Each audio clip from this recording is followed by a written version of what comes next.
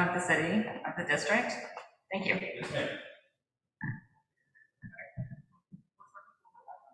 Oh, then I do need that. That means I got to talk softer. So my name is Don Davenport. I have the 4th precinct. When we talk about the 2nd district or even the 3rd, our maps don't coincide with one another. So if you live downtown, specifically kind of north of Broad, or either in Jackson Ward and certainly west of Belvedere, we have all that. Faith Flippo and I think Dave Narrows are online, and they're going to come on a little later and talk to you about everything kind of south of Broad. In 4th precinct, what I will say is, I'm not going to rattle off numbers. The first thing I want you to know is know who your contact person is. So if you do live Jackson Ward downtown, know that I'm your guy, Don Davenport. There's only one of me. And you either have Lieutenant Robinson or Lieutenant Fleming as your sector lieutenant. The biggest thing is if you have problems, make sure you have our contact information. If you don't, please let me know and I'll give you a business card when I leave. While I'm up here, I will take a minute to say that we are facing some challenges when it comes to crime this year as compared to last year. A lot of crimes are going up, but more specifically, I think the biggest issue we're facing in the 4th precinct, believe it or not, are vehicle crimes. I think if you've lived downtown or in the city for any length of time, you've probably heard the police department talk about lock it and lose it, or lock it or lose it, and all these different things.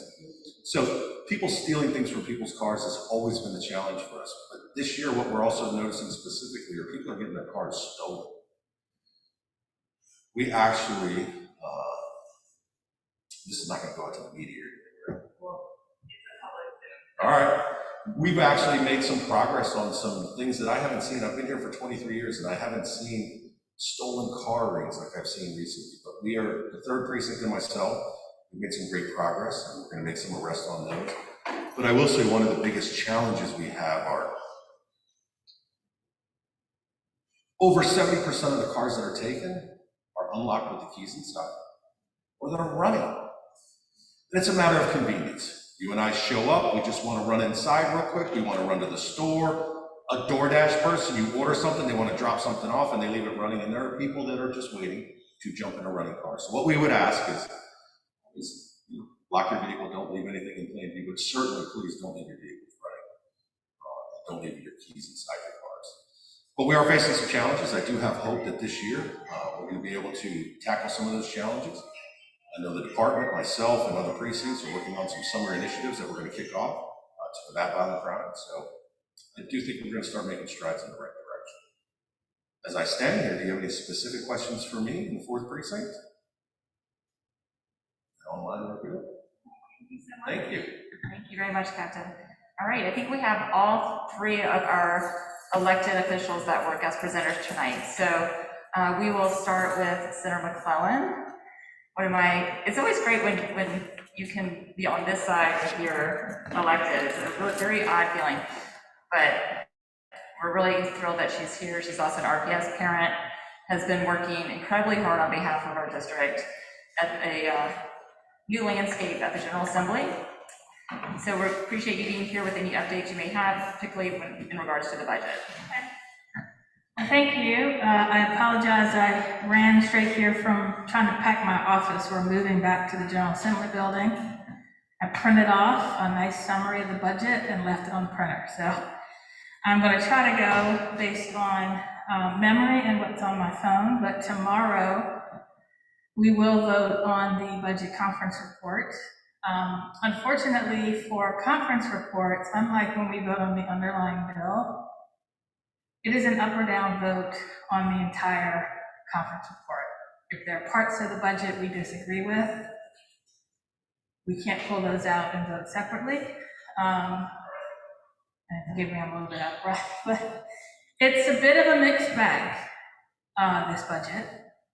And I'm sure Delegate Dorn will have some perspectives, but I'm going to touch on some of the areas where I think this budget is good and hopeful. And there are 3 areas that I was really focused on. I'm going to take this off if it's okay, because I am really out of breath. Packing all day. Okay, so since we're in a school and I see some educators and parents here, I'm going to start with education. First, let me say it does not go as far as I want.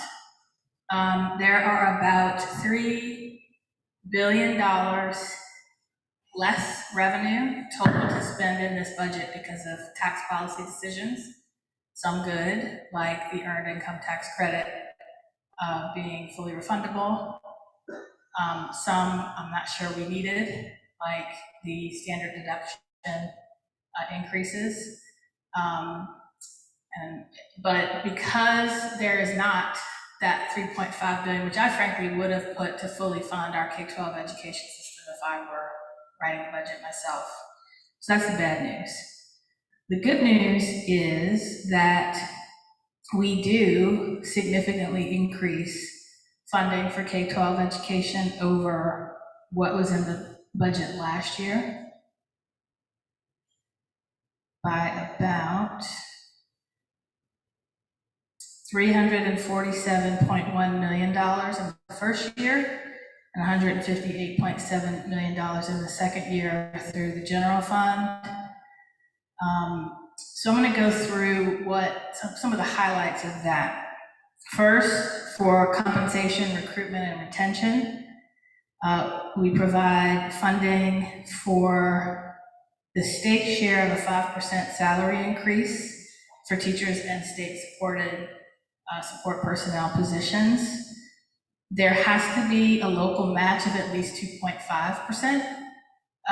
Usually we say there has to be a full dollar for dollar match at the local level. This year, we have a little bit more flexibility.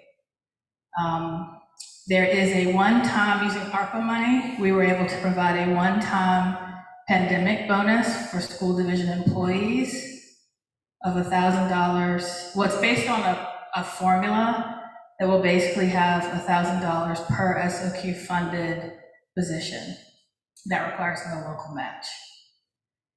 And then we're using $10 million in ARPA money to provide recruitment incentives to fill vacant positions this fall, which is an incentive bonus of $2,500 or $5,000 if the individual fills a hard-to-staff position or is hired in a hard-to-staff school. My personal favorite is school construction and renovation money.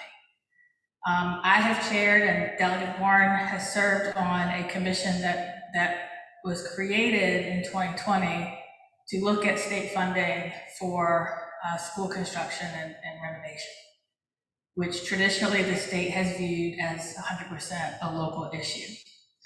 The budget provides $1.2 billion in state funding for school construction and renovation in 3 buckets. About a third of that is straight grants to schools. A third of that is low interest loans, and a third of that is traditional loans through the Lit Area Fund. And the city of Richmond will be eligible for some of the grants. This is a big win because as late as last year, the House of Delegates in particular took a position, this is a local responsibility and we shouldn't be paying any money.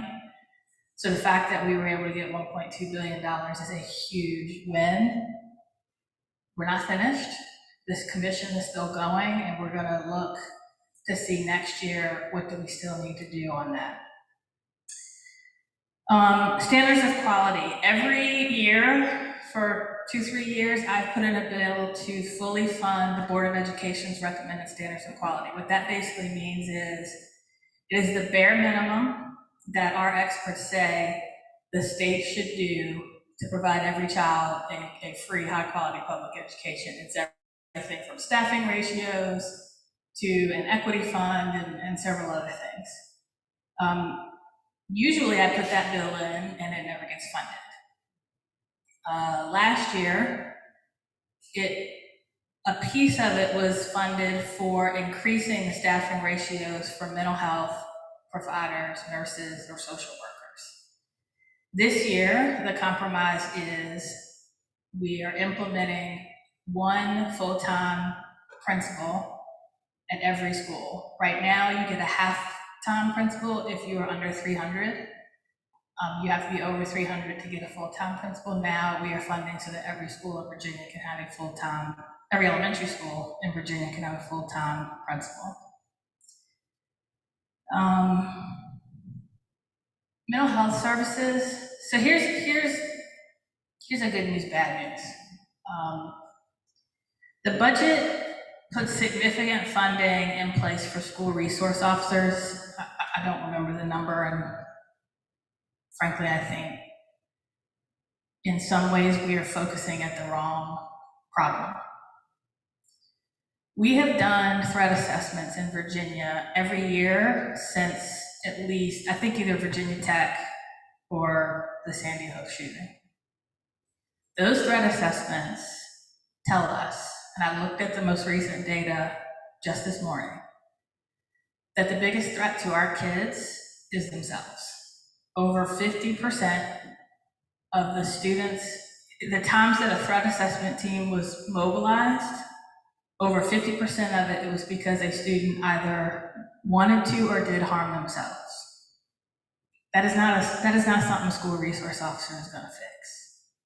That is something that mental health providers, social workers, counselors, behavioral health analysts, school-based mental health services will fix. So here's the good news, bad news. We've had a cap on state funding for support personnel, which includes all those people I mentioned, since 2010. Now we lift that cap on state funding by about a third. So we now give more money to local school divisions to pay for those positions, whereas for the past 12 years, most of that has fallen on our local government. So that means now Richmond will get more money so that they can use some of that and some of their own to pay for more mental health professionals. Whether they will or not, that's up to them.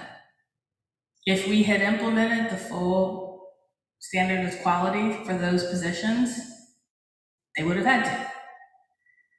But that helps. I also had a budget amendment to provide $10 million a year for funding for school-based mental health services.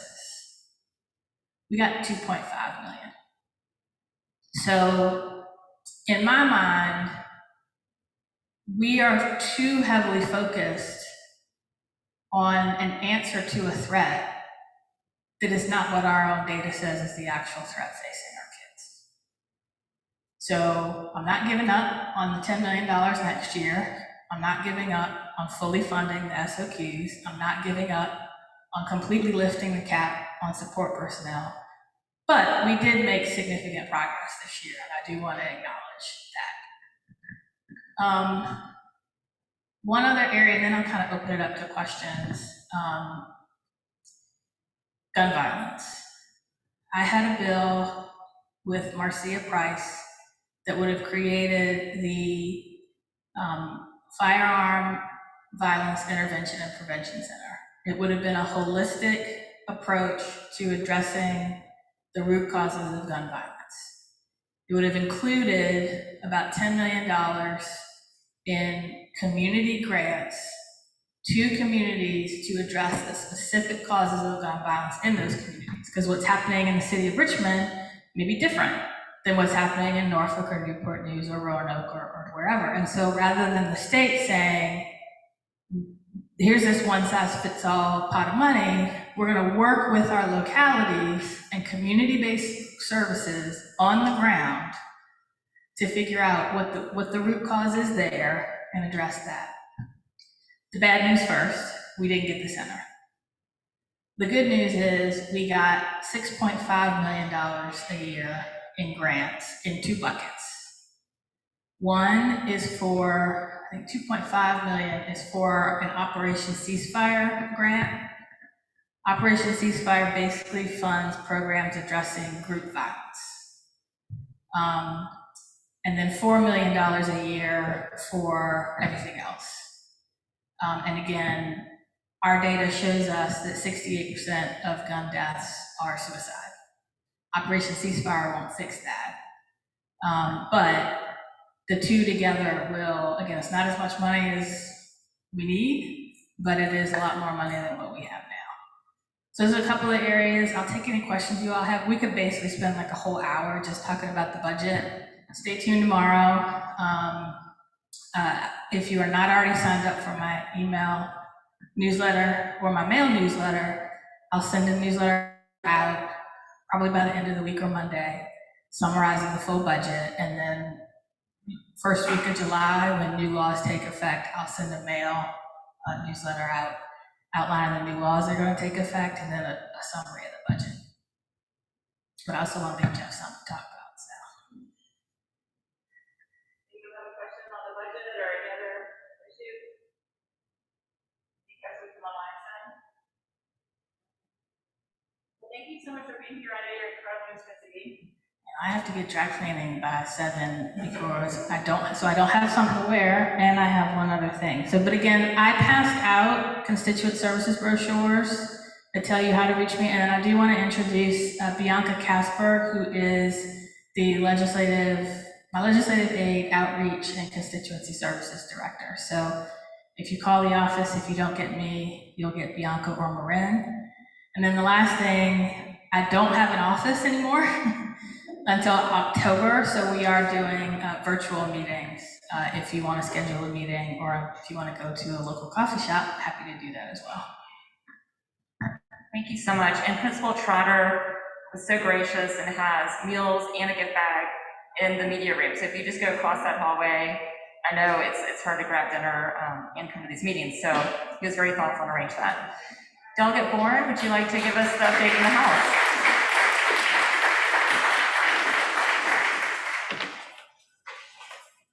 And please talk about the Moore Street School. So I think I saw that maybe got funded. Well, thank you. And Jen talked about a lot of the great stuff. I just want to put a couple finer points on that, especially with the issue that's most near and dear to my heart, which is public education. She talked about the additional money for support positions, but and the principals, but there's one other sort of finer point that we've increased funding for is reading specialists.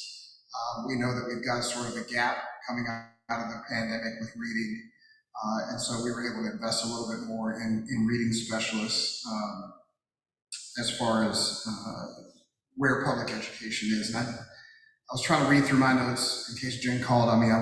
She's a professor, and so I wanted to be ready if she called on me. Did she talk about what they did with raises for public school employees? So it's 5% each year plus $1,000 raise bonuses. So I think that's good. It's obviously not good enough, right? Like we continue to fight for that funding because we know that we are woefully underfunding and underpaying our teachers. School construction is a great thing. I think Richmond could be really poised for significant investment from the state because a lot of the formulaic calculations are based on local composite index, ability to pay, sort of those sorts of things. So I think we're uniquely positioned to do fairly well. One of the places that we've really been able to make some progress on funding public education, and I think it's been a stopgap measure, a Band-Aid, for when we talk about reconstituting local composite index, because nobody wants to open that box, except for me. I get lots of things thrown at me in the General Assembly when I suggest that, but is an at-risk add-on. We've been able to add money, increase the flexibility for the at-risk add-on dollars. Unfortunately, the prevailing wisdom in the conferees decided to cut at-risk add-on. Let me make sure that I get the numbers correct. So in Governor Northam's budget, total funds for at-risk add-on were $268.5 million. The conference report that we vote on tomorrow will be $123 million.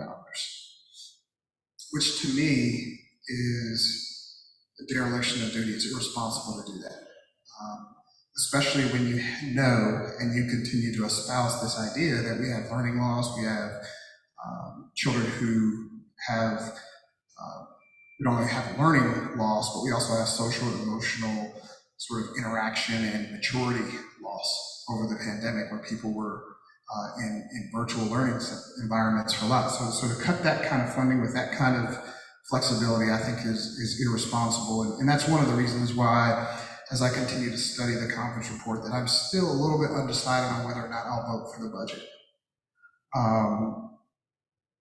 that's a big reason. I think the other big reason is that it includes an additional crime for simple possession of marijuana when we've done so much good work on legalizing and decriminalizing adult possession, adult recreational use of marijuana. I think that's moving it backwards rather than forward. Couple good things for Richmond. As your wonderful councilwoman has said, there is $75,000 to support the redevelopment, the sort of visioning of Carver School. The historic Moore Street, right? And so there's this vision that's been really come up through the grassroots. Took a tour of it. We were able to get $75,000 in the budget. We put the request in, we advocated for the amendment, and then we shut up. We did not want to put a shining light on it, because when things have shining lights, they become targets, and people are looking for each little dollar to spend or to cut. One of the other good things that's going to come out of this budget that we'll vote on is, we all know that combined sewer overflow is a big issue in Richmond. And so there's about $100 million for Richmond in the budget, which is a good thing. There's $1 million for the Slavery, Freedom, and Heritage site in Richmond, so that's a good thing. So overall, I mean, there are a lot of good things, a lot of things that I can hang my hat on and vote for. I just got to get my head around those few big things that is part of who I am and part of my principles are very, very important to me. That's the at-risk add-on, that's the decriminalization, legalization of marijuana because of the effects that it has. And so I guess I got a little bit of time, maybe 12 hours before I got to decide what I'm going to do. But just generally, I'll go through very quickly a legislative update from this session. Unfortunately, we saw a lot of attacks on public education this year, using our children, using our history as a weapon, and sort of creating a culture war in our schools, which was very unfortunate because we all know that we have significant need in our schools, and we could have been better served spending our time focusing on that rather than creating this boogeyman for political win, for political props. There was obviously continued attacks on women's reproductive health care. But little did we know in January, February, and March that the big attack would come from the Supreme Court. And so one of the hindsight, 2020, Monday morning quarterbacking that I've had is we maybe should have codified Roe when we had the opportunity, when we were in the majority, had majority in the House, majority in the Senate, Lieutenant Governor, the governor. But hindsight's 2020, as they say. There were a lot of attacks on the environment. We passed the Clean Economy Act and tried to repeal a bunch of that. Gun violence, obviously, as Jen said, is so inextricably linked to our mental health provisions. A couple years ago, I believe it was after the Parkland, Schuyler and Valkenburg, and Mike Mullen and I wrote an op-ed and talked about school safety, right? And school safety is not about metal detectors, it's not about bulletproof whiteboards, it's not about bulletproof windows, because unfortunately, even though the incidence of school shootings are going up, right, the real violence and trauma happens every day. Whether that's something that's coming in from a neighborhood, whether that's the trauma that kids experience in their day-to-day lives, whether it's a fight at school, and the support from a mental health perspective can do wonders.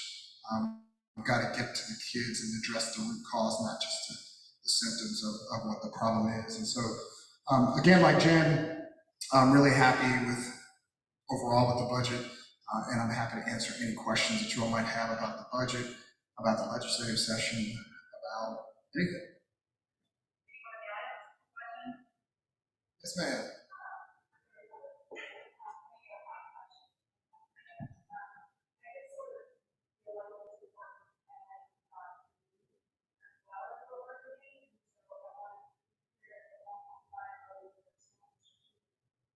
Way better than Europe, but the need in Richmond alone is still, and I don't really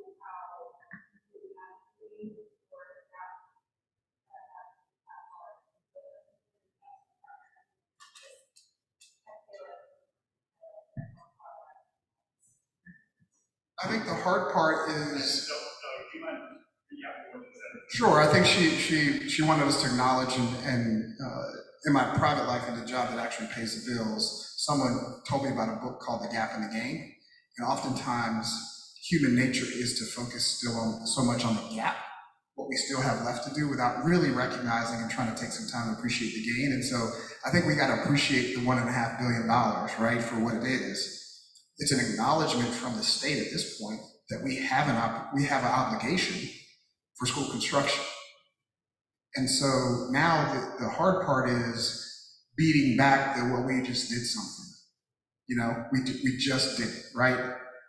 And so I think there still is a very strong and interesting coalition between urban legislators and very rural legislators because we have the same problems. The students in the schools may look different, you know, sort of optically, but anything more than surface level, they're more similar than they are different, right? The schools are crumbling. They're hard to staff schools. The kids come from really impoverished backgrounds and homes. There's trauma there, right? And so there's this weird coalition, and we tried to work, you know, sort of behind the scenes and sort of in a bipartisan way. And one of the other big, I think, wins that we have is the House position during the session was to tie it to and leverage the money through casino proceeds. And so, you know, I argued against that during debate of the budget because I don't think that we should do that, especially when you have a state, every state leader, every opportunity they got talked about how much money we had, how well the economy was doing, how much extra revenue we had.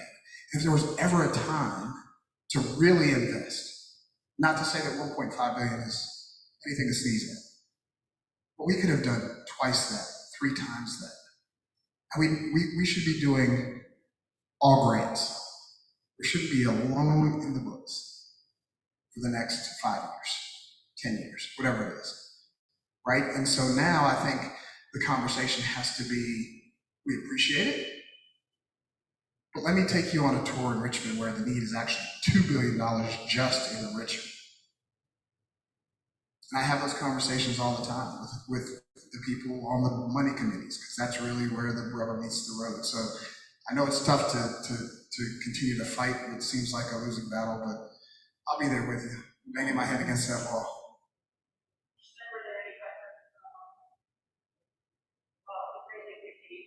Well, thank you. Again, Moore Street School, I couldn't be happier. And again, I think like Jen, I'm easy to find. I'm online, I'm on Instagram, I'm on Twitter, much to sometimes my brain, her chagrin, she'd like to filter. This is Julianne, she's my legislative director, she's my chief of staff, she's my filter, she's my conscience, she's sort of everything that I need her to be.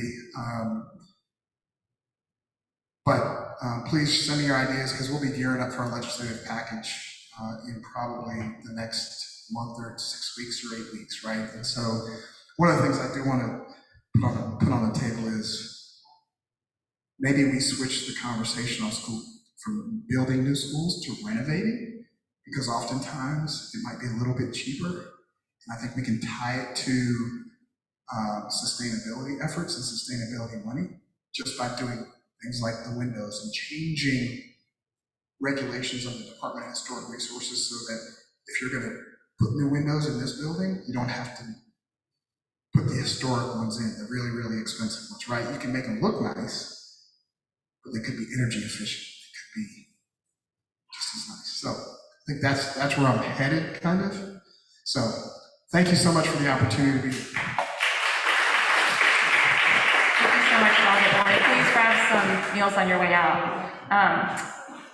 Just going to do a quick time check. We're about it's 6:35. School board member White, I know, has another community meeting to go to.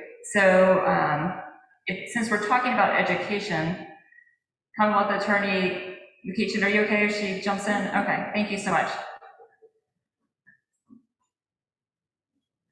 Well, we were really glad, again, as I said, school board member Mariah White is able to join us. She has another community meeting to go to. So we're gonna stay on education. I have a creaky old bag.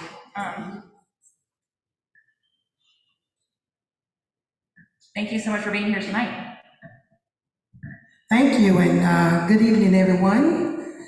It's a pleasure, and I do have another meeting, but I want to just go through a couple things. Graduation dates for Richmond Public Schools will be June the 13th through June the 15th.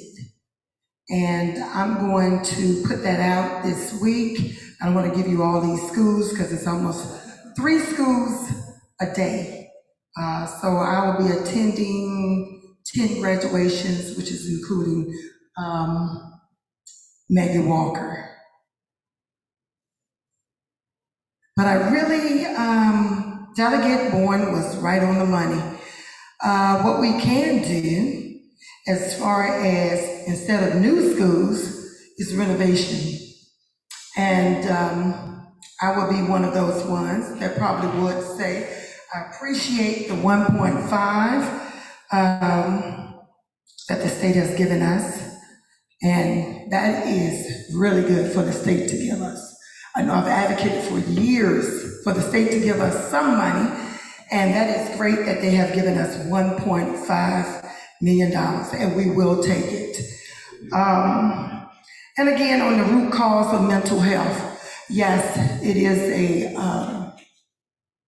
it's getting really serious out here with mental health in all the schools. And good to see you, Miss Jacobs. I hate to say that, I didn't see you, but good to see you, Miss Jacobs. That's one of my other principals. Mr. Trout is right over here. Dr. Giles, she's not here, but she was aware she may come in late. But what I want to talk about is mental health, because they were already on that topic. And most of our children, I'm looking at the 2nd district, in all of my schools, I'm there at least twice, maybe 3 times a month, sometimes more. So I do know the children in most of the schools.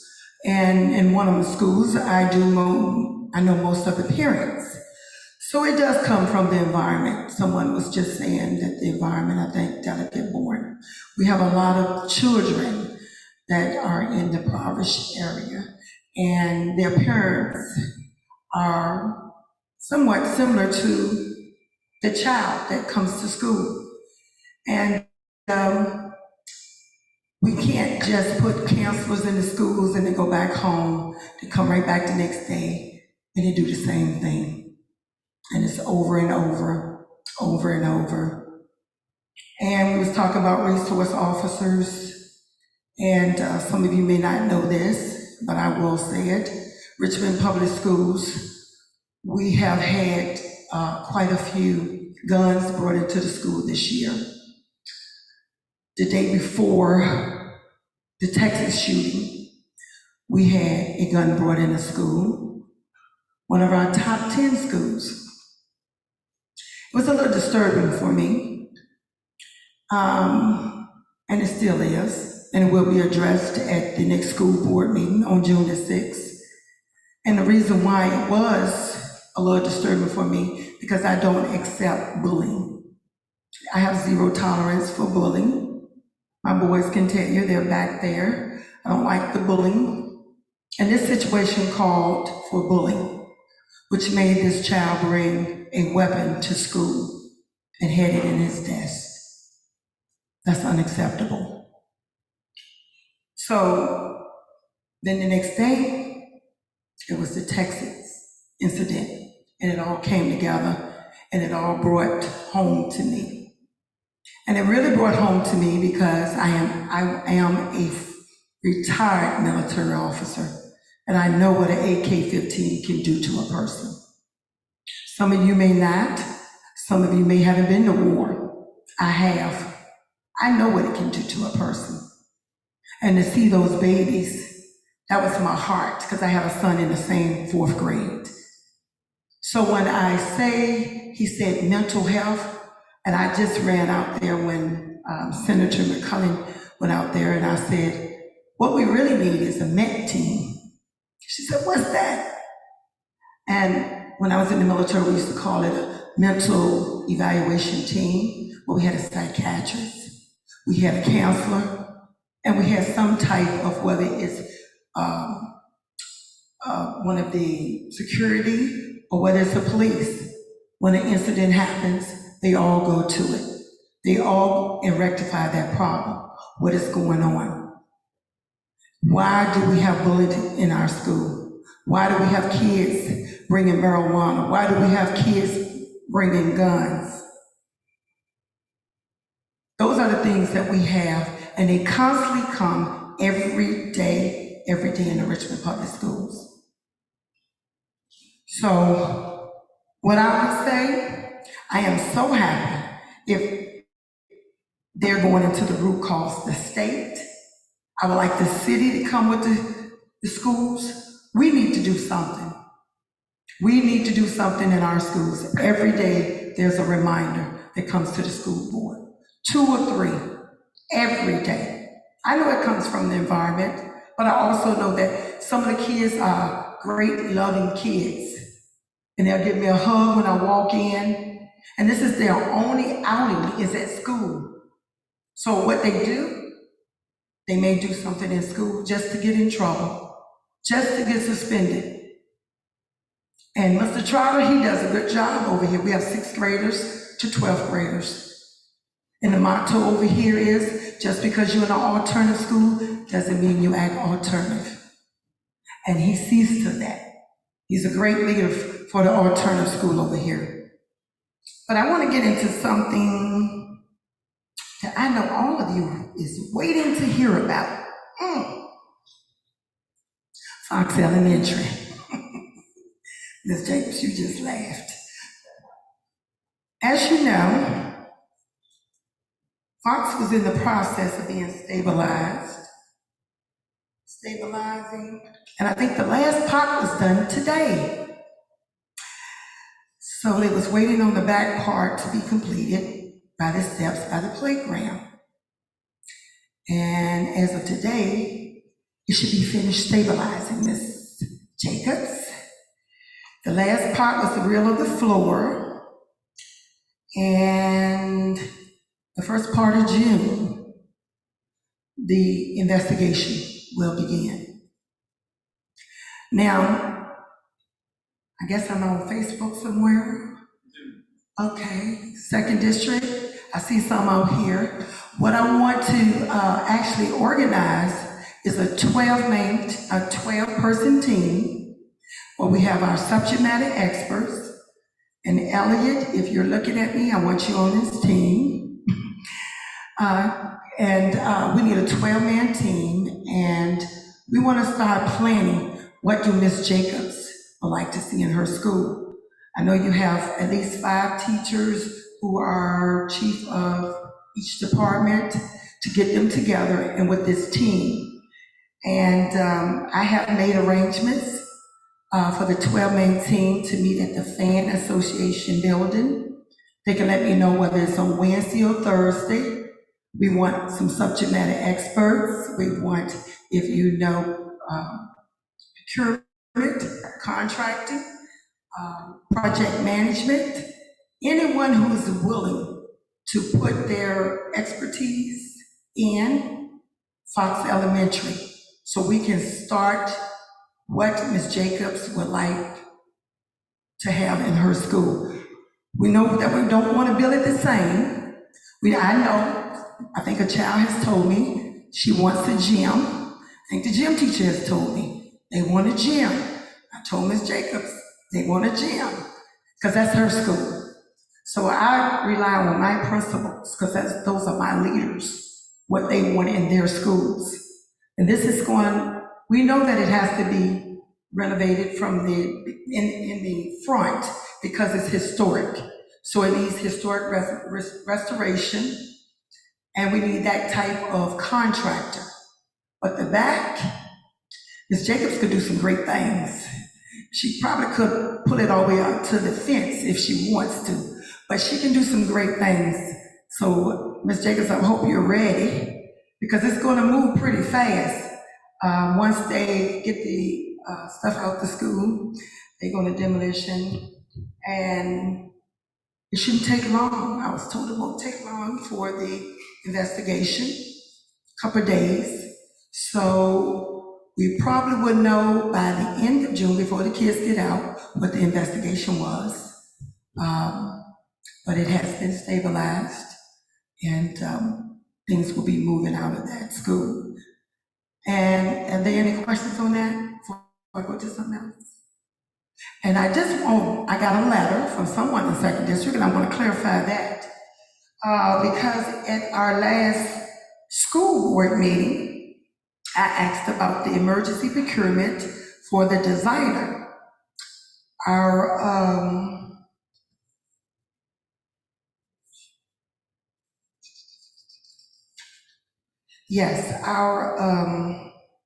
Dana Fox, who's our contractor director, wanted the emergency procurement for the designer. And I wanted to know, based on policy, and most of you probably would know, I am policy and regulations.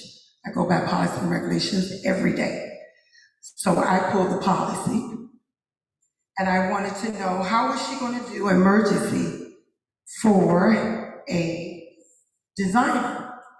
Because she never mentioned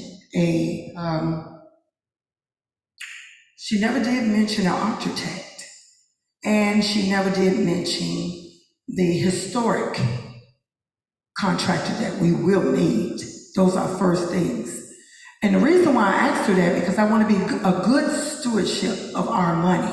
I'm not sure how much money it's going to be, but I want to be a good stewardship, and I want to bring in the competition that we should have. We shouldn't just have one person we set aside and say this is an emergency, because that's not what the definition states in the policy. So I did ask the attorney, Miss Lily. I contacted her today. Now, I asked this question, maybe going on 2 weeks or a week, because we haven't had a board member meeting yet, and they will get to it tomorrow. So the board will actually know what the policy really says. We can read it, but sometimes you interpret it wrong, and we need to make sure that it's right. And I talked to the actual attorney today, and she said, if the board wants to do emergency, they can, but the policy that they actually go by, which is the Virginia Public Procurement Act, VPPA, doesn't really clarify what emergency is in there, because nothing is indicating emergency. And I'm not a procurement expert, because some people think I'm a procurement or I work for procurement, but the way I do work at my full-time job is $1 billion procurements. That's not my job, though, but I do know a little bit about it. I do know a little bit about construction also, because I am licensed with the state of Virginia in construction. So I will work diligently through this process. Whatever Ms. Jacobs wants, that's what Ms. Jacobs will get. So if we have the money, I don't know how much the money, and we're just gonna come together with Dana Fox team and the team that is organized here in the Fox community with their experts, because we're gonna need building permits. We're definitely gonna need building permits. We don't wanna lag in time like we had on the last building permits. So if there's no questions, I got one more thing. Give us some questions, so I can almost have Okay. And my last thing, on the 22nd, we do have graduation at Carver Elementary at 8:45. And we will have the former delegate, LaSharice Ayers, as the speaker there. And the 23rd is Fox Elementary graduation at 9 o'clock. 10:30, the time was changed. 10:30, everybody who's listening.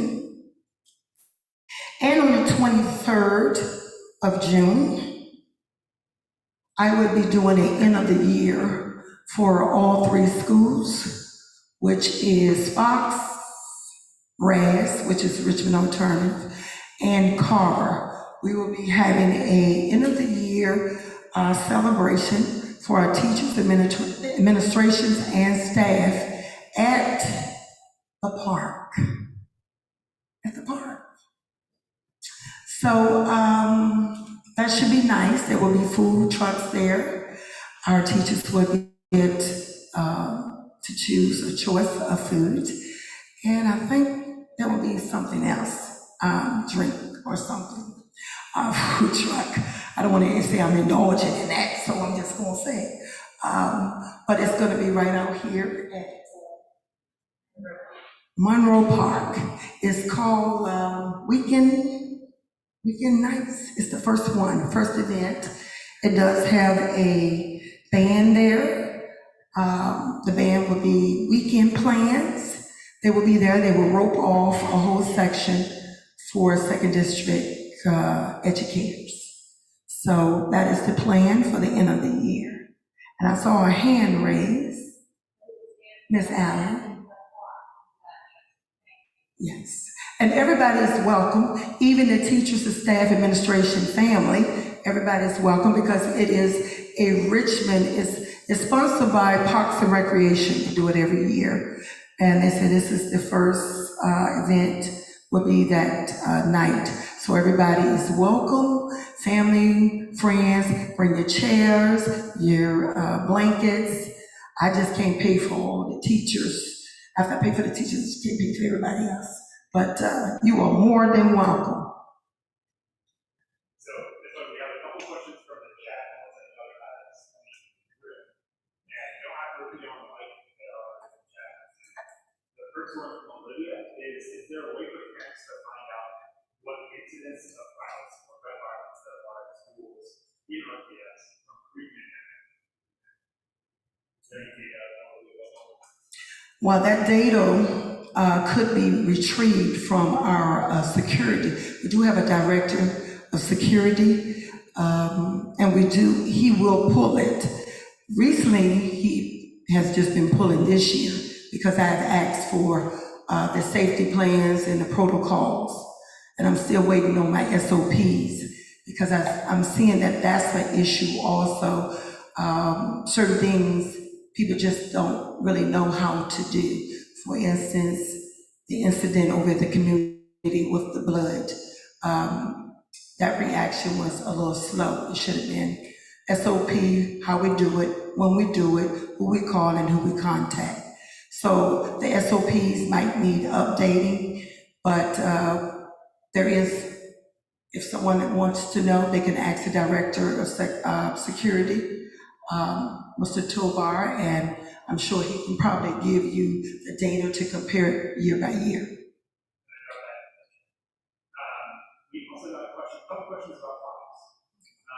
Bob mentions that we're days away from the former anniversary of the fire, and he fully supports emergency procedures to get in the middle of the process. And he also follows up with a question, what is the benefit of a competitive bid process for RPS? What level of risk delay? So the last thing I couldn't hear you. Yeah. What is the benefit of a competitive bid process, and what is the risk delays? Well, the risk is you don't want to have, and I just talked to the lawyer today about this, and at the meeting she stated, it's okay to have an emergency, but the policy wasn't read at that time. I had read it because I do read before I come to school board. And we don't want to have a protest. In procurement, you can have a protest if it's not emergency. There's a certain language, and it states emergency. If it's not in it's not like something harming the children.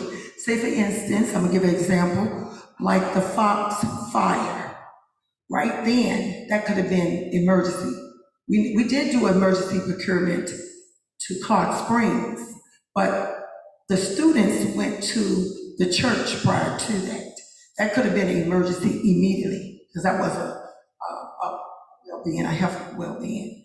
But right now, we have placed them in the Clark Springs, and that provides them learning. It's safe, except we have a water leak on the roof, which needs to be fixed. But it's an environment, it's a learning environment. So the competitive is that you don't want to be sued. You don't want to be sued. And we're not saying we're against the emergency, but we just want to know why that it is an emergency. And that was not answered the night of the school board. So the attorney is meeting with them tomorrow to see what their language is. Because they could be using something else that we don't know about on the board. Only what I read, but they could be using another policy or have somewhere they may have want to change it. And we need to find that out before we make that decision on June the 6th, because the board really doesn't have to say, well, we want competitive. We can say, we want to go head on and get this designer. But it was a designer. And when I said, well, why is it a designer? Well, we want to put this designer to the side.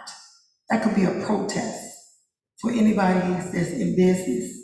And they may say, well, we want to put this designer here. I may have 2 or 3 designers in Richmond that could give you a better bid. So you want to bid it out, put it 10 days on the street if it's not an emergency. I think we have time for one final She question. wanted- We have other guests, but Mariah, you're always good about a lot of people. Yes. Rebecca, Take your it back question? up.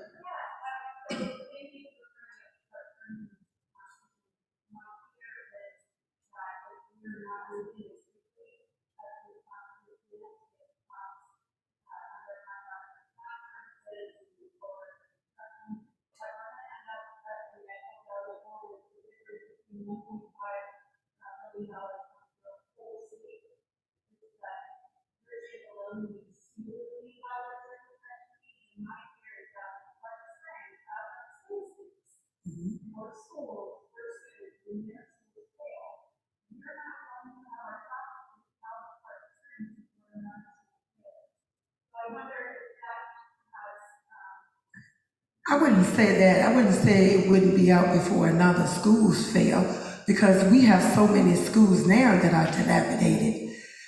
Clark Springs needs a roof, and we do know that. That would be an emergency, and we will put that, we will try to do that during the summertime if it's voted on the next board meeting. So, Clark, Yeah, I think actually, this, for those listening online, the question was, if Clark Springs was our swing space when Fox had a fire.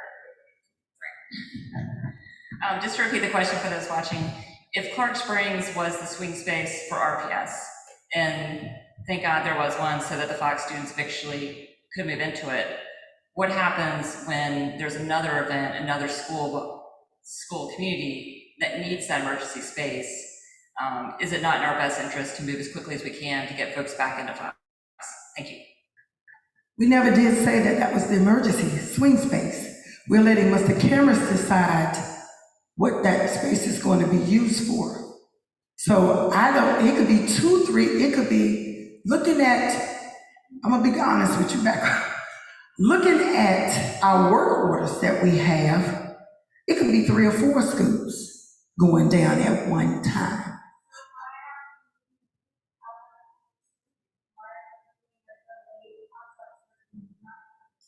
That's not a delay process. That's a regular procurement process, just like every other school. Because that would be said, if we do it for just Clark Springs because it's not an emergency, then over the other side of town would say the same thing. Because all of our schools are pretty much dilapidated. Yes.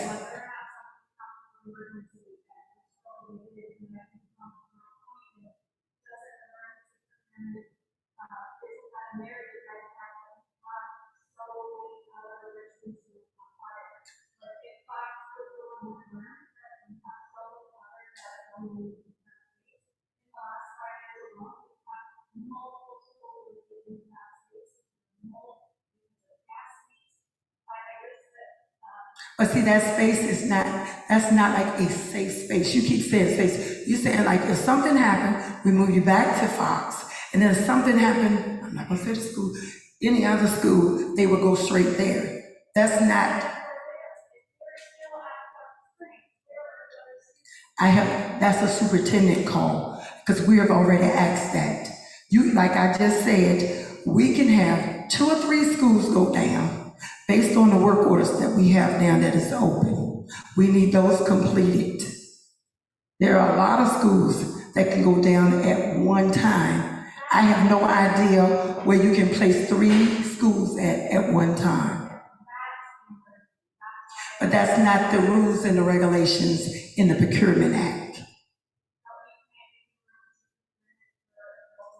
You have to go by the actual, that's what we're asking the attorney now. And the attorney is going to give us that verbiage on June the 6th, whether we can use it as emergency or whether we're going by the VPPA. And that the VPPA is what was used to procure our schools when the city did them, when they did Huguenot, when they did River City. That's like the battle. Right. Fox has a school now too, temporarily.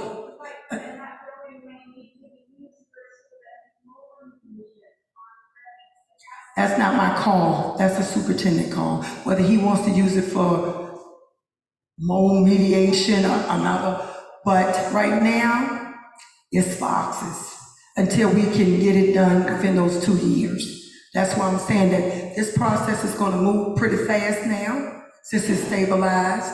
I just need to know what our principal is gonna need and what she's looking at.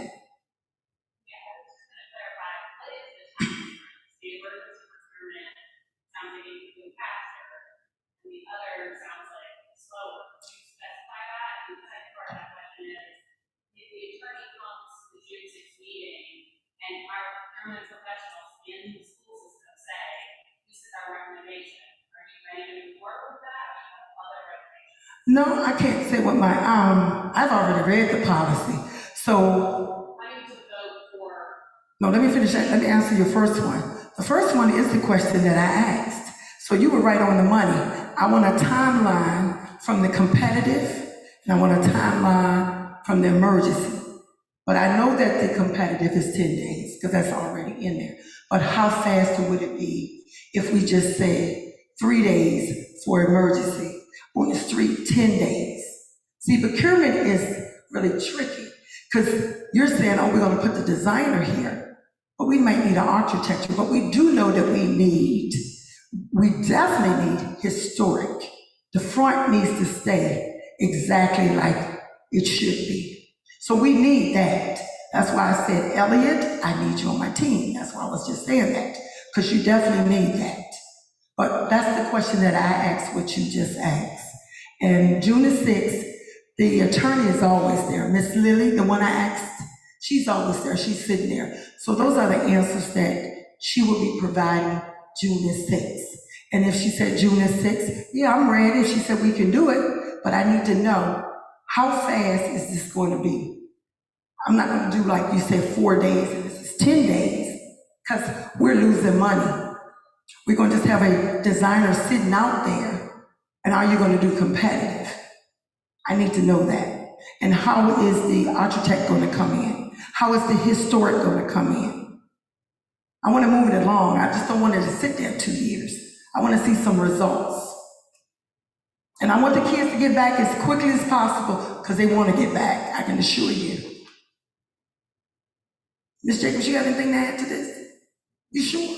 And I'm back to you. Okay. Thank you so much, Veronica. Thank you so much for being here. Really appreciate you always being able to take the tough questions, give your point of view on them. And just as a reminder, we've got some great meals in the Media Center courtesy of Principal Trotter. Oh, he's great. He's amazing. All right, Commonwealth Attorney Colette McKeechin, we're thrilled that you came here today. If you'd like to give some greetings, and then we will roll into our other public safety updates from the fan area and sort of other aspects of the second. Thank you so much for being here and letting us adjust the schedule. Good evening, everyone. My name is Colette Wallace McKeachin. I'm the Commonwealth's attorney for the city of Richmond. It's nice to be back and see everybody live in person in the 2nd District. I don't know how many of you all have heard of the phrase restorative justice and are aware that that is a process that I am moving our office towards. Last week, I had the second Conversations with the Commonwealth that was held at Virginia Union University for the North Side area. The first one was in the East End at the VCU Health Hub at 25th and 9 Mile Road.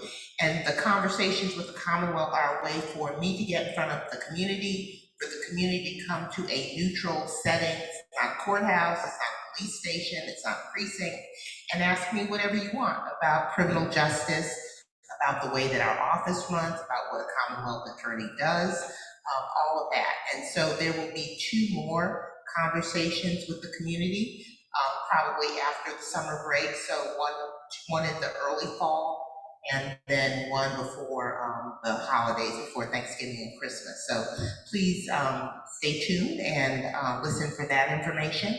But I'm here today just to let you know that the office is up and running and has been up and running throughout the pandemic. Trials have occurred, people have been prosecuted, alternative programs are working, including the behavioral health docket, the mental health docket, and the drug court. And so to the extent that we can, the office is both chewing gum and walking at the same time. You can't just be hard on crime and not look at the root cause.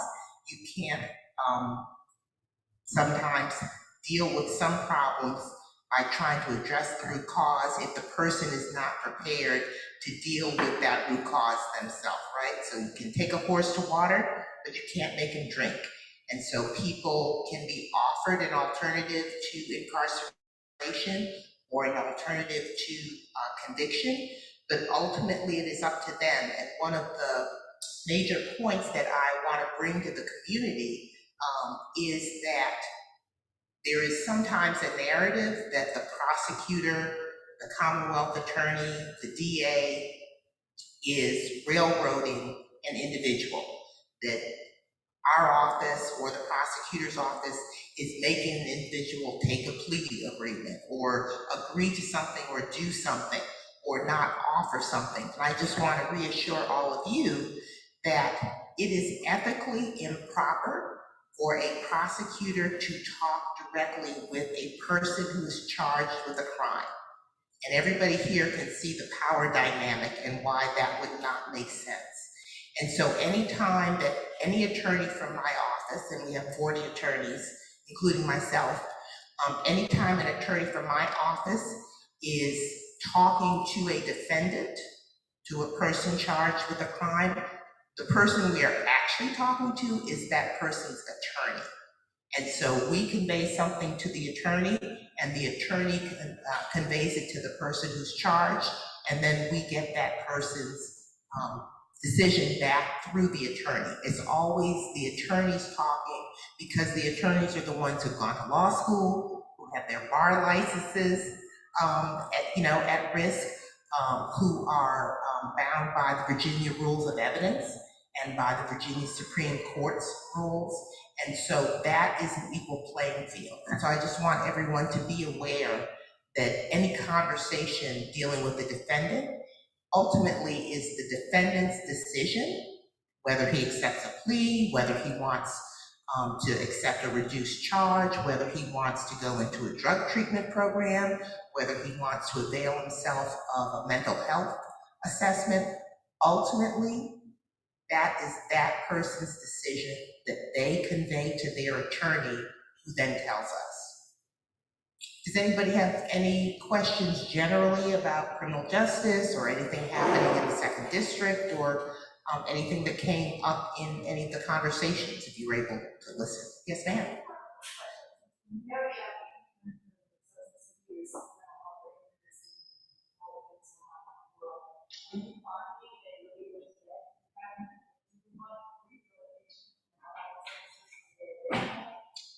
Are the services available?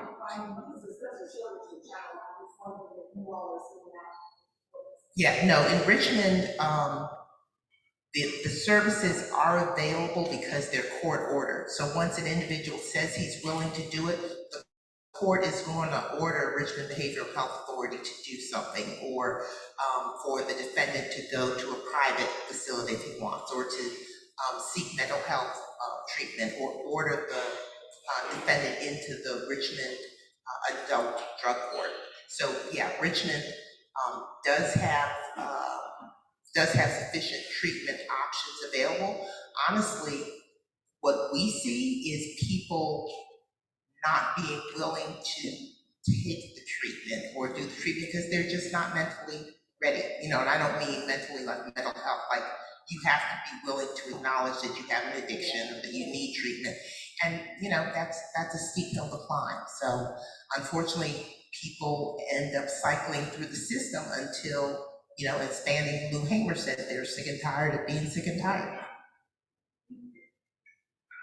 All right, thank you all very much. Thank you. Thank you so much. And I think we are now going to try the hybrid part of our meeting. I'm sorry, did you have a question or? Oh, who are you? Val, we're so glad you're here.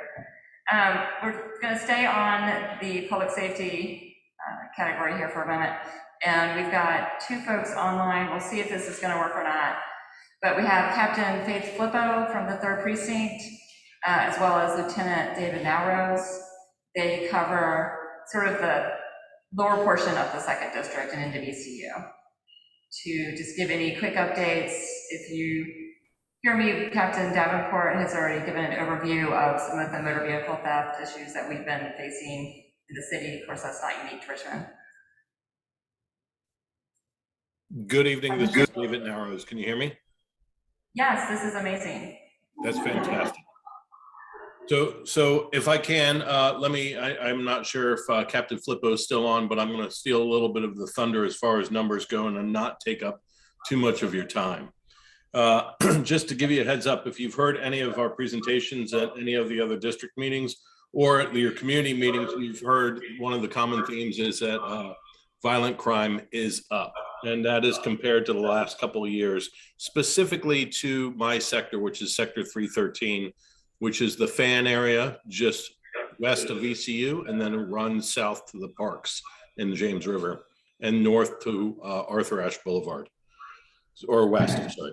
So we are up about 24 total violent crimes, and we are also up in property crimes. And just like Captain Davenport said, most of our property crime increases are related to motor vehicles, and that's theft of motor vehicles and theft of motor vehicle parts, like the catalytic converters that he brought up.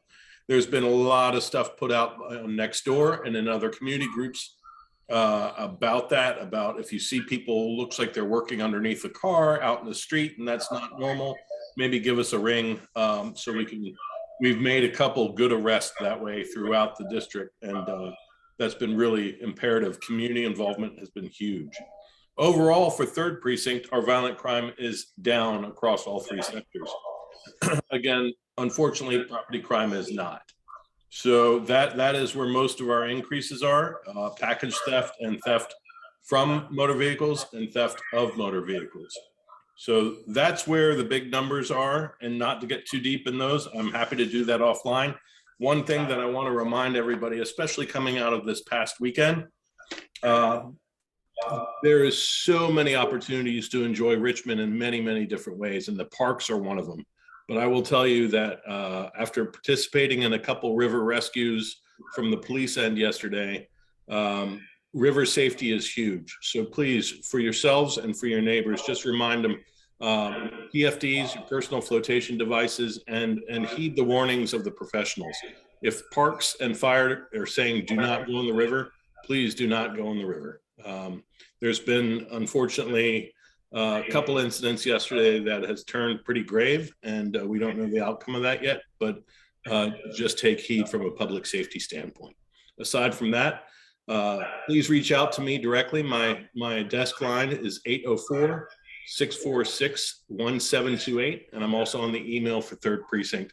And I'm happy to answer any questions that you might have offline or anything that you can provide, I can answer in this meeting. Thank you so much, Lieutenant Narrows. And just a quick shout out to Matthew Stanley for the audiovisual magic that we're hearing tonight.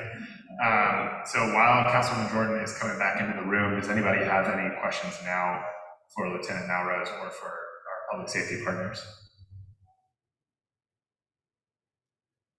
All right, Lieutenant, I think that's an early night for you.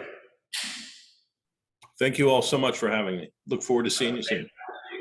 Thank you. And I want to say that we do not have Captain Flippo on with us this evening anymore. But Lieutenant Bowers, if you can express our gratitude for her sticking with us for a while there. And up next, we have Ms. Valerie Weatherless from our Office of Finance with the city to talk a little bit about some of the deadlines that I think everybody has been reminded of recently by mail or by email with personal property tax and real estate and otherwise. She does wonderful work, so thank you so much for being here.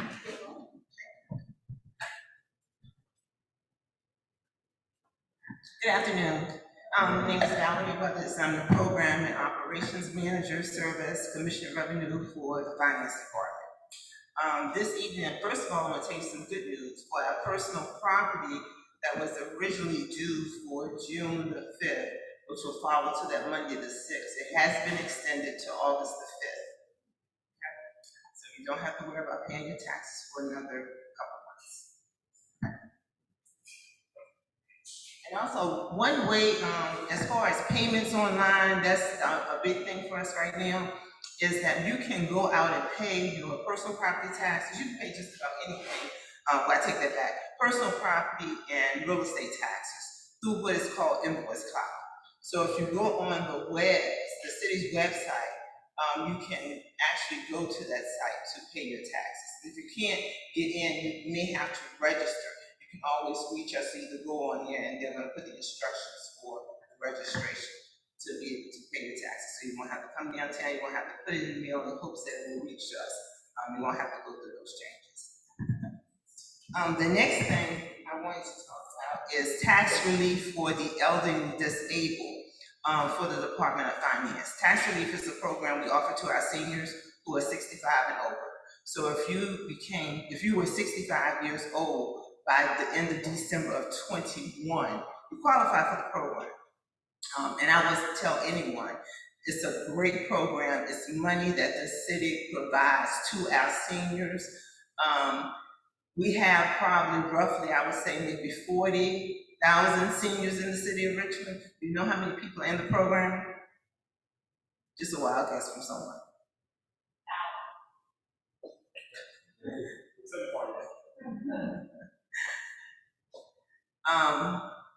About 1,200.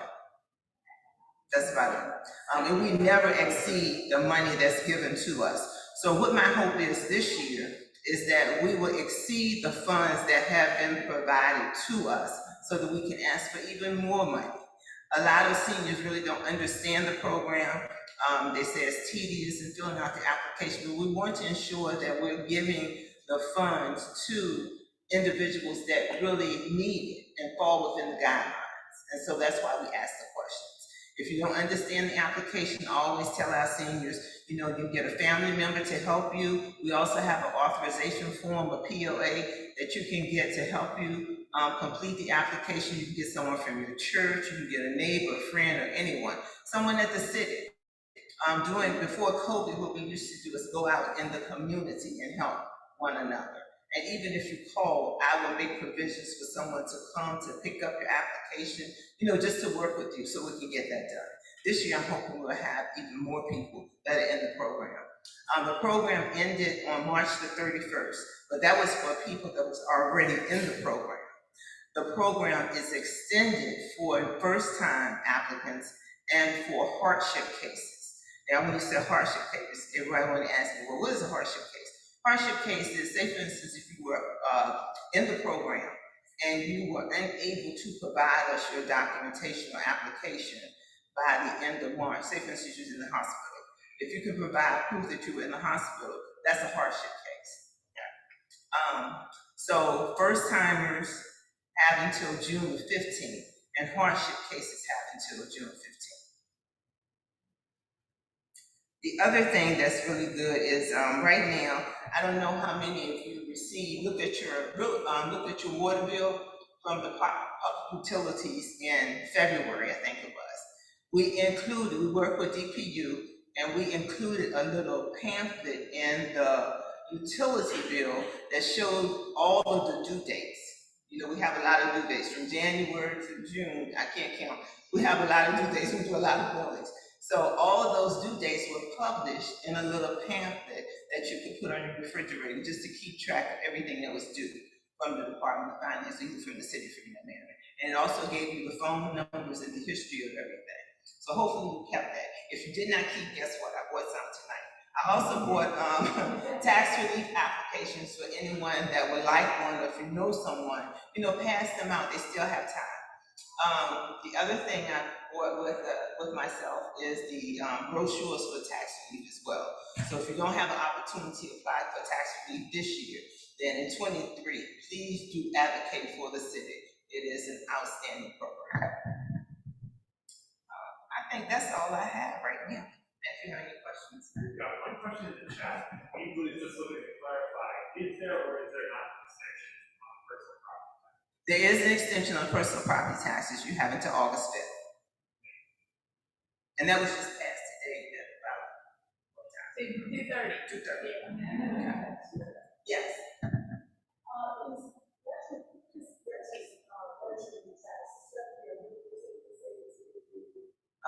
There are two types of veteran tax. There's a veterans program for your personal property for your vehicle.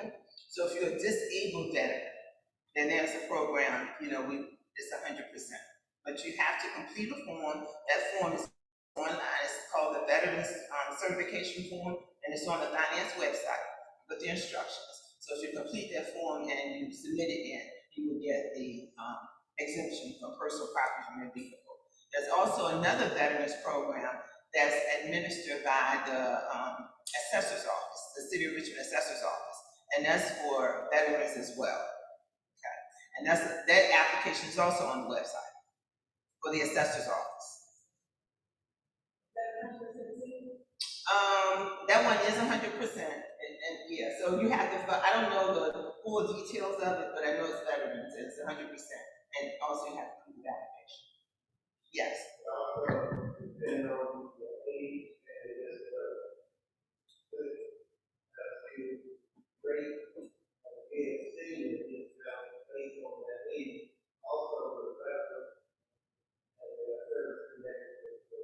Correct.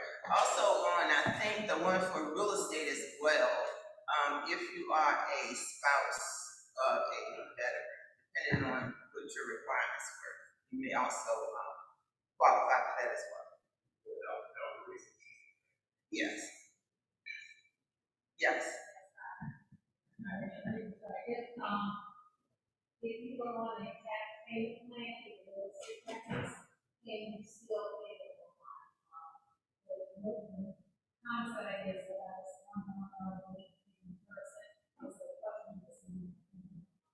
if you're on a payment plan for your real estate taxes,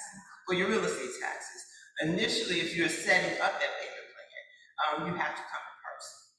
But after set up, you can mail in your payments. you can't pay. You can't pay online. Any more questions? Okay, that's it. Thank you. Thank you so much for coming, Valerie, and do, excellent. And please do grab some food. I will say, we get a lot of constituent outreach with questions about bills. And the feedback we're always given is start with the RVA 311. They actually have a lot of options and categories specific to, I didn't get a bill, or I paid and I haven't seen it, hit my bank account. Start with that and give it 2 or 3 days. I think right now, maybe it might be 4 days. And if you haven't gotten a response back, then escalate that up to our office and we can try and track down and assist you with whatever problem you're having in this weather. I mean, you've been amazing, so thank you so much. I think now we are turning to our Director of Planning, Kevin Bonk, who is here, and heard the good news that you are one of the 12 chosen to help participate with Fox.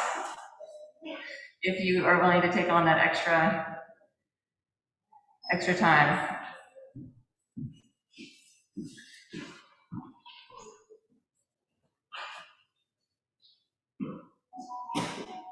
And we don't, okay, good. We don't, yeah, so. Learning all sorts of new things today, right? All right, so I just want to take a few minutes and just talk about some things that are happening in the Department of Planning and Development Review. As mentioned, my name's Kevin Bonk, and I'm the director for that department. We have 4 divisions within our department, so I just want to touch briefly on some of the activities that are going on in each of the divisions. And then obviously, can entertain some questions, or if we don't know the answer, I'll write it down. So one of our divisions is property maintenance and code enforcement. So if you see things like dilapidated buildings, tall grass, other issues, you're going to call code enforcement. And again, using RBA 311, which we recommend. One of the things that we've been doing internally is a lot more collaboration with some of our other departments, including even some other lists in finance, and really looking at, I'll say, problem cases and how we can better coordinate, with our partners in finance, zoning, police department, fire department, sometimes the health department, social services, really to make sure that we're coordinating and sometimes bringing all these annoying nuisances to a close. And so I think we've made some good traction on that. And also next year, we have some funding, so thank you, to stand up a proactive code enforcement team that will really be working on some special projects. We started a little bit of it this year, looking at some areas, parts of Richmond Highway, Chaco Bottom, and then really trying to work on areas that have consistently maybe trickier problems, and try to be proactive about enforcement, but also really about education, especially letting residents know about their rights and responsibilities as a citizen in this community. So reaching out to different groups, working with neighborhood associations, and also working out with VCU and the student population where we have these neighborhoods there. So we're excited about that. Another division, which is the largest division, is permits and inspections. I will say that has been in the news a lot in terms of what we're doing, and I'm just really proud to say we'll be coming up year end of a new building commissioner, and we've been making a lot of efforts to reform our building and permitting processes. So a few things, I'll say we're probably at our worst in January, where we had over 1,000 untouched applications, and it was taking us literally weeks to pull them and process them. Most recently, our stats, we're down to, I'll say, around 300 in the pile, but there's always going to be a pile. Every week, we get probably 400 to 500 building permit applications. And so we've got to process 400 or 500 every week just to stay on top of it. Our turnaround times have come down, but we are also looking, right now we're doing some small renovations to the Office 110. So hopefully we'll be able to, later this summer, open back up for a limited number of permit applications or specific questions. We'll likely do appointments so we don't have queues outside again. We're in the midst of evaluating our community development software right now, just to see what our requirements are. We've had our current system now for 7, 8 years, and it's time, right? The technology that's ancient, so looking at what we can do to be able to provide better customer service in that aspect. And then we're also introducing some code changes to look at how we do the review process. So hopefully that will help expedite things moving on. I will say, despite like 7, 12 plagues, building activity in the city has not slowed down, and if anything, it's increased. We've consistently been, now the last 5 years, over 12,000 permits, 50,000 inspections. What has increased is request for land use entitlements, so zoning changes, special use permits. We've more than doubled in the last few years. So that leads me to another activity we're doing is starting to embark on a rewrite of our zoning code. So initially, we've been taking kind of some bits and pieces. Our master plan has been adopted, and now to implement our master plan, one of the big moves is to rewrite the zoning code. Because we can have a master plan that talks about, the desired future land uses and what we want to see in our neighborhoods throughout our city. But in order to get there, what regulates is the zoning. And our zoning is stuck in the 70s, literally. We have a few parts of our code that are more up to date, but a lot of it makes it really hard to build what we have existing today without going through some kind of special process. So we're going to start this summer, and this has been out there for a little while, with some staff changes. Just talk about some big parts of the code that have gained some traction and really impact our residential neighborhoods. And that is looking at our minimum parking requirements, accessory dwelling units, and short-term rentals. Those are three things that all in different ways have big impacts on our residential neighborhoods, and all things that will be part of the zoning code rewrite, but things that we feel we need to start on now before we get in to the full rewrite, because they're going to take some time and discussion, and really trying to set the bar in terms of where we're expecting to put forth regulations to allow certain things by right, and when's the time for a special use permit or a legislative process. So those are three big projects that we're tackling this summer. And then our land use and zoning are going to be working on helping with some of the implementation of that code. And then our Office of Equitable Development is really leading the charge on implementing Richmond 300. We are deep in the throes of the Diamond District redevelopment, or what are we calling it right now? It's preparing to do a request for offers, which there'll be some news on that hopefully this week.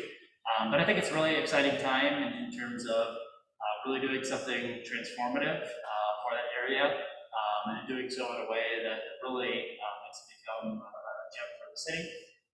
So we've been spending a lot of time working on that project moving forward. And then other parts of implementation in terms of code changes. I see Ms. Janice Allen here working on, actually meeting tomorrow, right? I'll see you tomorrow. On looking at Jackson Ward, there's probably no less than 20 projects going on right now between planning efforts and development efforts in and around Jackson Ward.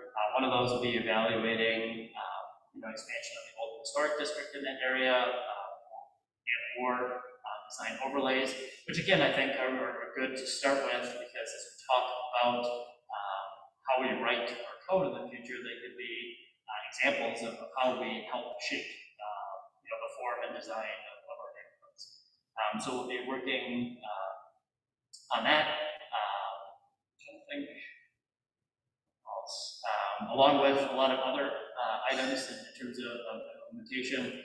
But the zoning code is going to be the big push over the next year, which we hope is really important to, again, we've kind of got the vision and the plan, and now it's how do we codify that and put that into legal terms to help us.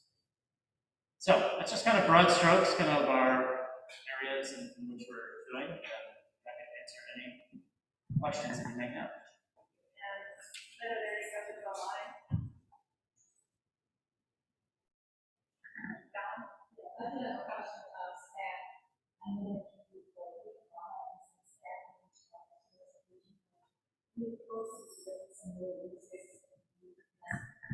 Yes, so we are not like any other organization right now, right? I mean, the labor pool is tight, and it is an employees market.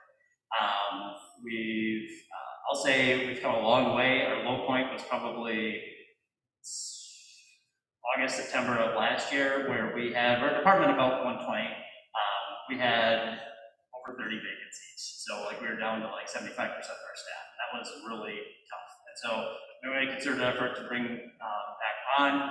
We had a little, I'll say, bump around the holidays. I don't know if people like, just, again, think about things differently, or I mean, right, they get recruited.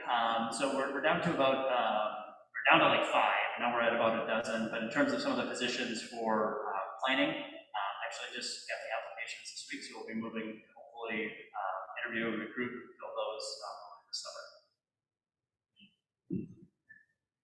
Who wouldn't want to come work with? We have a fun work environment, and I think, one of the things that is exciting about our job is there's tangible change and long-lasting change. A lot of the decisions, and that's why we do take them seriously, is because, the impacts are for 20, 30, 50, 100 plus years. So if you know of any good candidates, please feel free to refer them our way. Thank you so much for being here, Director Vaughn. And make sure you grab some food. All right. I'm going to go into a quick update of the Diamond District since that was brought up. And then Sven is going to close us out with upcoming meetings to have on your radar and any questions you might have about upcoming legislation.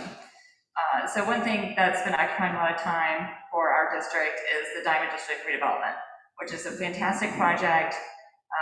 I hope you've seen some coverage on it on the news, been to the website. I'm sure you all have feelings about the squirrels in that area for redevelopment. So the latest update on that is we have finished our in-person meetings, and I call these kind of pre-meetings because they have not given us formal offers yet. This was an opportunity for us to answer some questions they may have, to give some sort of very informal feedback on what we had seen so far, make sure that we're on the same page before they go and give us that final offer. From that final offer point, then that's when the real negotiation starts.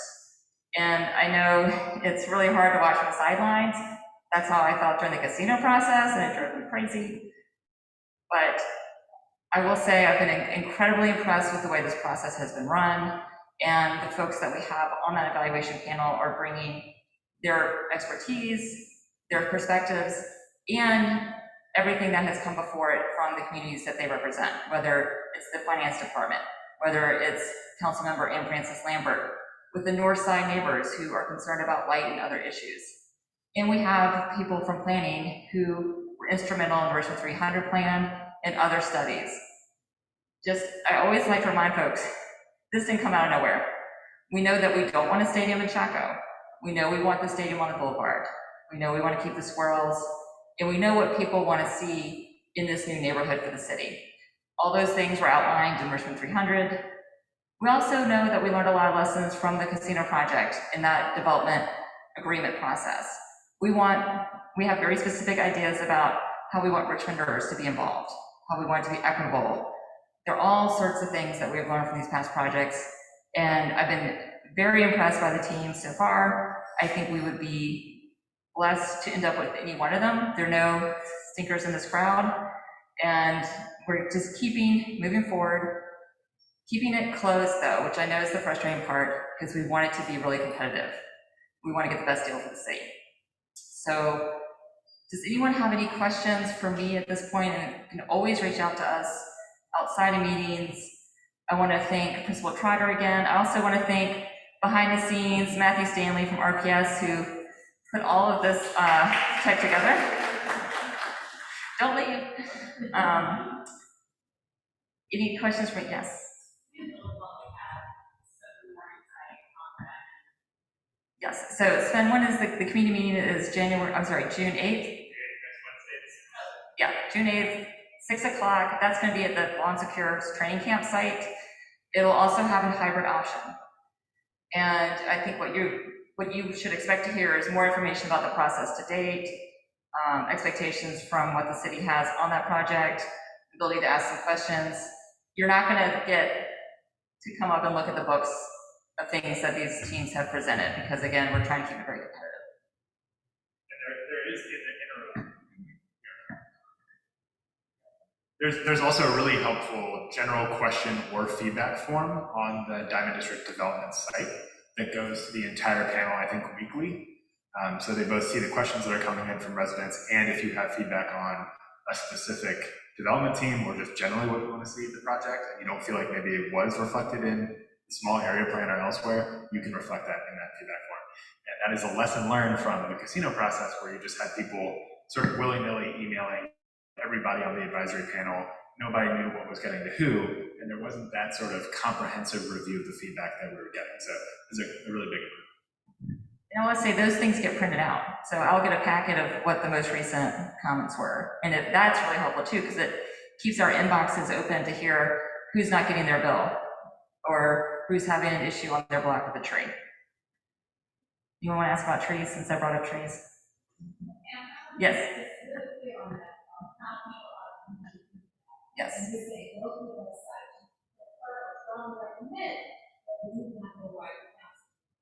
That is correct. Please use the site, because then everyone knows they're seeing the same information. And I think that's the most transparent way to do it.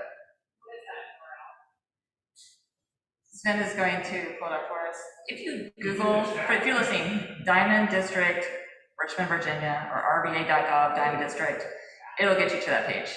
And if you go to rva.gov. Yeah, thanks. Any other general district questions? Yes.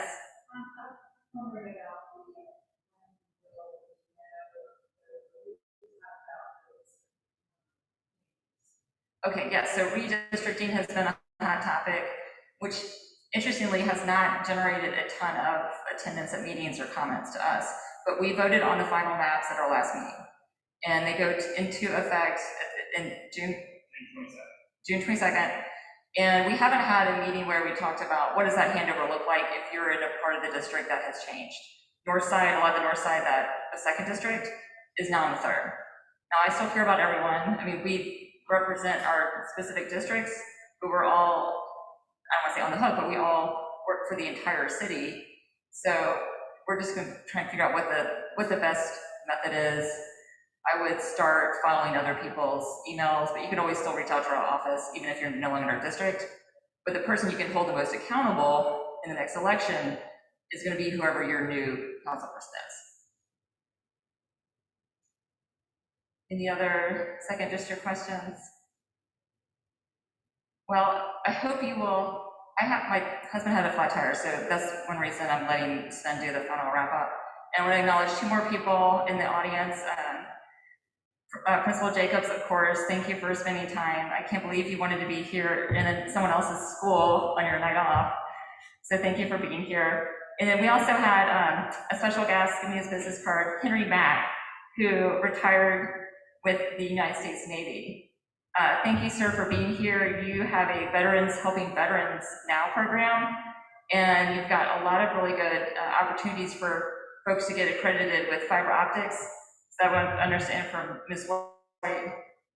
And you want to stand up, and if anyone has someone that they think that they could connect with this program, and if you're listening online, the phone number is 804-914-2033, Veterans Helping Veterans Now, and the email is vhbnow1@gmail.com.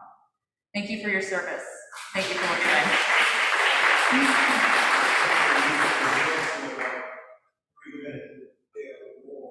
Yes, that'd be wonderful. Come on up.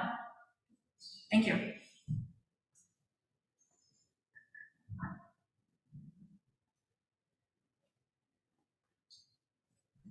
Thank you. Appreciate you allowing us to have a minute or two. My name is CW04 Henry Mack, and this is Sergeant Hayes, United States Army. She's in the aviation area of operation. Veterans Helping Veterans is a 501c3 nonprofit. The reason I got involved with 501c3, after 5 combat tours in Vietnam, blue water, brown water, when I returned to the world, filed a claim 67, it was 1979, looking over 30 years. So dealing with pain, mental, physical, therefore, and trying to raise a family, I had to learn some skills in the construction trade and some other things. So as I worked on that 20, 30 years getting adjudicated, I learned some things that we can help other veterans and the family. There's a three-pronged approach to veteran. You have the veteran, you have the spouse, and the children. Most of the time, the spouse has to give up her career to support and follow her husband. A lot of time when he returns, he has mental and physical issues, and the family break down. So kids are the ones that have a major problem. Now, Virginia, Commonwealth of Virginia has 6,000 veterans, one of the largest veteran populations. And we have a lot of defense establishments here in the Commonwealth. So what we do, I'm gonna introduce Sergeant Major. She can explain what she does and her career, and then I'll. My name is Jacqueline Haynes. I'm a retired Sergeant Major Aviation. I was also a drill sergeant. What I do, helping Mr. Mack, is to make sure that our veterans, their spouses and/or family members, when a veteran passes away, there are certain things and benefits that they get. And I make sure that the funerals, we talk about the funerals, the flags, the certificate that you can get from the president. A lot of people don't know that the president will give you a certificate and the number of certificates that you want for your family. Also, if they need an ID card, medical, health and all of that. But for the children, there's education for them to have as well. And the Veteran Administration has a phone number and a website that you can go on and check all of your benefits. Give you a little bit about what veterans help in veterans. Our mission to empower veterans who are homeless, returning home from combat to adjust to civilian life, incarcerated veterans with crisis management and referral information. We assist the following service: mental illness. And as you know, we in America are struggling hard with mental issues. And that's why we're having a lot of the violent action against our kids in school. We help them to upgrade discharge, help them to file a claim for benefit, refer them to the VA hospital. We help them with housing. We help them with job training, job skills, self-employment, obtaining a driving license for transportation, and get the proper birth certificate. It is important to have valid information when you go to pursue benefits. Reestablish credit, community involvement, counseling, substance abuse, mental and financial problems. And there's an old saying, we work with the veteran, in fact, non-veteran. When you come out of jail, we try to get you squared away. Our motto is, don't go back, give back. And Veterans Help in Veterans now is a 501c3 nonprofit organization organized by Warrant Officer Henry Mack, 30 years in the United States Navy, 5 combat tours in Vietnam. We had Blue Water, Brown Water, that's operating with the aircraft carriers and the Air Force. Also, we had Brown Water, that's in the Mekong Delta, working with the SEALs, Special Forces, 9th Infantry, 3rd Marine, to protect our personnel in the jungle. But I appreciate this opportunity for you allowing us to share what we do. And I also work in the city. It's gonna be our veteran community. I didn't just say veterans and community outreach center. We're working with veterans and working with different agencies in the community to help deal with a lot of the problems that the city of Richmond is facing. working with Councilman Reba Trimmer over in the 8th District. This is gonna be our veteran and community home that we can work with anybody. And did you talk about One thing I wanted to add with veterans helping veterans now, make sure that your loved ones have a DD 214. They cannot be buried in a military cemetery. You have to have a DD 214 for that, as well as going into the hospital for benefits. And a new thing that we are doing, we want to help the alternative school. We understand that one of the students came and asked if they could have a prom. So we're gonna make sure that they have a prom, and it is called an entertainment share fest, that they can share in their endeavors with each other as they embark on their new adventures and their endeavors, whether it be a new job, technical college, 2-year college, 4-year college, starting a new job, starting their own business. So they will have that, and we're also looking at a graduation. Thank you, Officer Mack, and thank you, Sergeant. My dad served in the Army, and my grandfather is in the Navy, so I had no reservation handing you this mic, because I knew when you said it's gonna be a couple minutes, you were gonna stick to it. So thank you, I knew you were gonna be organized. All right, well, unfortunately, I have to hop and go deal with this pickup issue. But any final questions for me, please just reach out independently by email. My cards are back there. Most of you have my phone number anyway. And it's great to see you in person. We're getting back to normal, slowly but surely. We have homework for everybody, and that is for our next meeting, you're all bringing 2 more people with you. Virtually or in person, either way, that works. Thank you all so much for being out here. Does anybody have any follow-up questions, anything on the agenda or otherwise?